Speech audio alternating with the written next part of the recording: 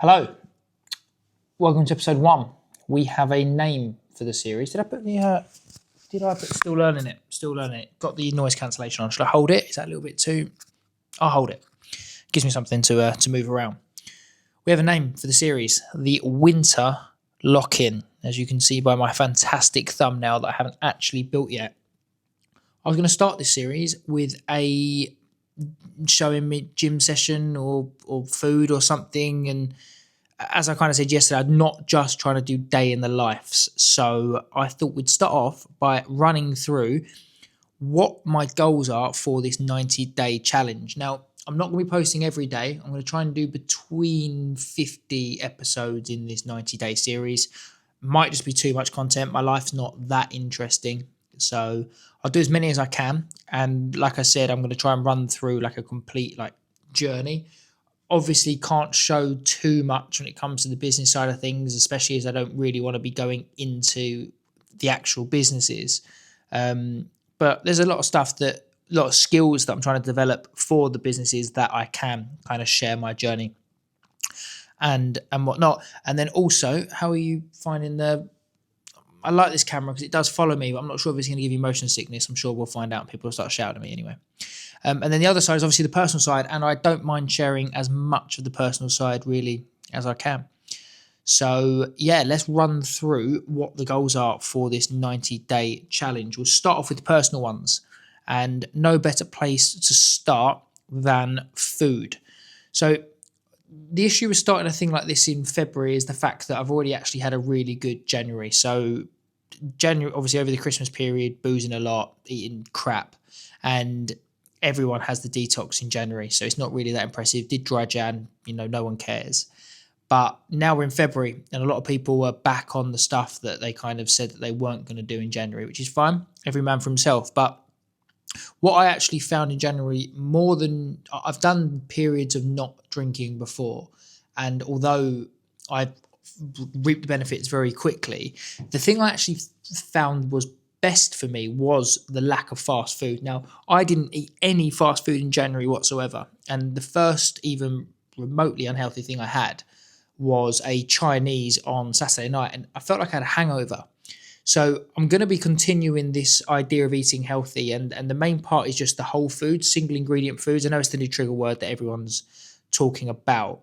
And that is kind of the aim. So just to eat single ingredient foods. And what single ingredient foods mean is that most things are single ingredient unless you're buying processed. So for example, if you're getting a steak pie for a pucker pie and you're putting it in the oven, it's not single ingredient. It's full of stuff you don't know about. Tesco meal deals, great example. Everyone likes them for lunch. It's terrible for you, or at least as I've found. It's not going to be 100%. Obviously, there's going to be things, there's going to be meals, there's going to be events that are going to come up, which means I can't stick to it 24/7, but I'm going to be aiming 80-20 is not enough. I'm aiming for 90-10 on good food or single ingredient food into bad food. Aiming for 180 grams of protein a day, which I find quite easy. I will be running through some of how I plan my diet and how you can plan your diets, especially if you've got 9 to 5s or you're self-employed, so you haven't got as much time.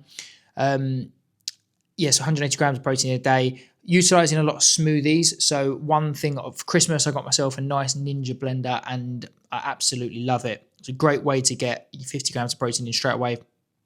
And also fruit, spinach, all of that fun stuff.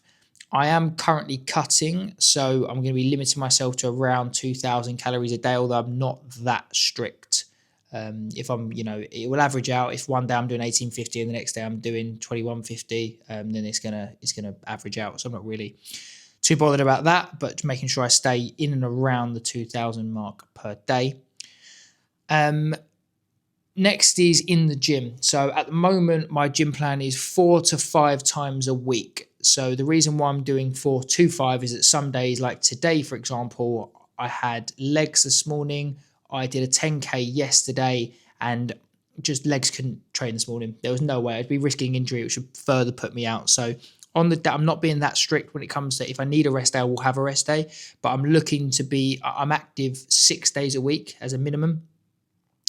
And in the gym 4 to 5. So again, I'll do a video on the workout split.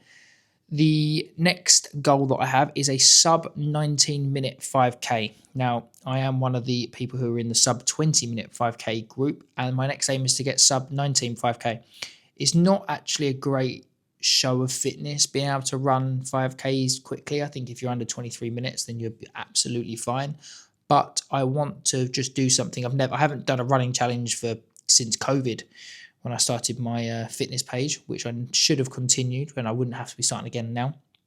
But yeah, it's one of the targets. And then the other one, slightly ambitious one, is running a sub 40 10K.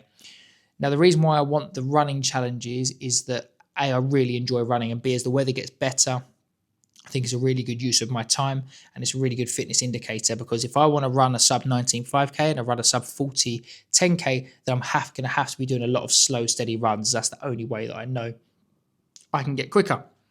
Finally, on the personal side, is I want to be posting 3 to 4 YouTubes a week. Now, I know these videos aren't going to start off very well. They might be a little bit boring. You might not like them, but we're not getting that many people watch them now anyway, so I don't really care. But I want to stay consistent with it. We're going to get better, and then the more confident that I get that this is the right use of time, the more that I'll do, and hopefully the better they'll get. So yeah, I will put all of these on a list, so they probably would have been coming up, and I can track them. And then every 10 episodes or so, what we'll do is we'll sit down and we'll go through them, seeing how close I actually am to getting them. If we move on to my business goals for the next 90 days, the first one I've got is one that I've been wanting to do for a while, which is learning Facebook ads inside out. For those who have ever tried to run meta ads, it's so important, especially for B2C businesses, to be able to advertise.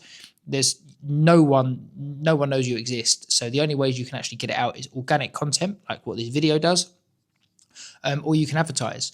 So, or you can do stuff like cold calling, but that doesn't really work in a B2C outfit. So learning Facebook ads is a skill that I've been wanting to learn for years, and now I finally have someone who can teach me them. So I'm working very, very closely with him to learn them, and also make sure that we're testing them and basically just making sure that skill gets better and better. The other thing is the tracking metrics. So as I mentioned before, I'm a big Hormozi fan, and his best advice is always with the tracking. You need to know every single number in your business, from your cost of acquisition into ad spend, retention rates, average customer journey. And the fact that we have a B2C business means that those numbers are just on such a large scale. When you've got a B2B, everything's a little bit slower. The B2B world's sometimes you can do 5 deals a month, 3 deals a month, and it's a good month. In the B2C world, you're doing tens a day, sometimes hundreds a day. I mean, look at a company like Gymshark. They're probably doing tens of thousands of transactions every single day. And learning the metrics is the number one way to make sure you're going up, because there are so many more anomalies that can happen in a day or an hour or a month in a B2C business that can't happen in B2B.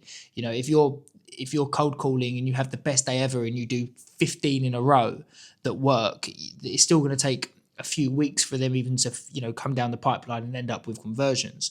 Whereas we could have a single day where we do no sales, or we could have a single day where we do 1,000 sales. So tracking the metrics is the number one way that I'm going to be able to predict growth, and also make sure that we don't grow too quickly, and at the same time we're utilizing the methods that we're trying to get out for advertising. Overall, the business goal over the next 90 days can be to double revenue. So I'm not going to go too much into the numbers of the ones we're currently doing, but doubling the revenue is my number one target at the moment. And I don't think it's going to be too hard to do. We just need to make sure that we do the first 2 things I've just said there very, very well. So yeah, that kind of spins that off nicely. And spin it off, does that make sense? Comes off nicely. I will be coming through the videos to make sure that we are tracking them. And like I said, I'm going to be running in this winter lock-in series, let's call it. Well, I'm going to be doing a lot of day in the life content. So for example, tomorrow plan is to film all day from the moment I wake up to the moment I go to bed. But I'm not going to be focusing on things like 4 days of eating yet, because I want to make sure that this isn't just a fitness page. This isn't just a normal fitness YouTuber. I know there's a million out there. I really want to get the hybrid between the business side of things and the personal side of things. So yeah, hopefully it'll be a very, very exciting journey. And once we've done this, the reason why I want to do 90 days is that way I've broken the back of this channel and I know it's done and I know I'm into the routine of it. I know how to edit it probably a little bit better.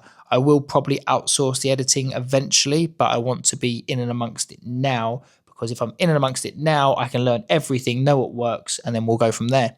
But yeah, that's the plan. And then hopefully maybe at the end of this 6 months or so, we can start looking to grow the channel, go out on a few podcasts. I nearly said propcast. That's the name of the podcast that we do with Propel.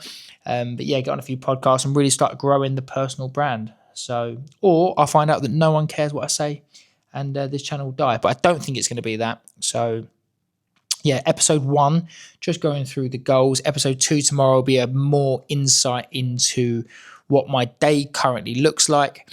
And as I've said, there's no real drastic changes coming in from January. I've kind of got myself into a routine I'm really happy with. So it's just about trying to scale it. Everything at the moment is just trying to scale.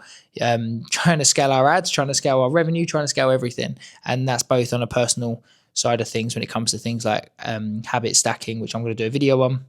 I've got some really cool video ideas coming up and I'm hoping you're going to enjoy them.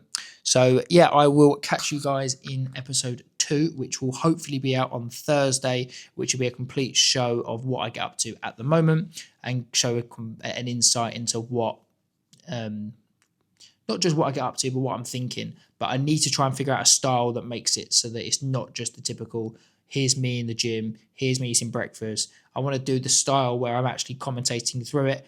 Just need to get the confidence to actually put this thing on my head or my hat, especially in the gym. And I can run you through what I actually have on in a day, which I think will be very, very interesting. So, yeah, catch you in episode 2. Hope you enjoyed it and see you soon.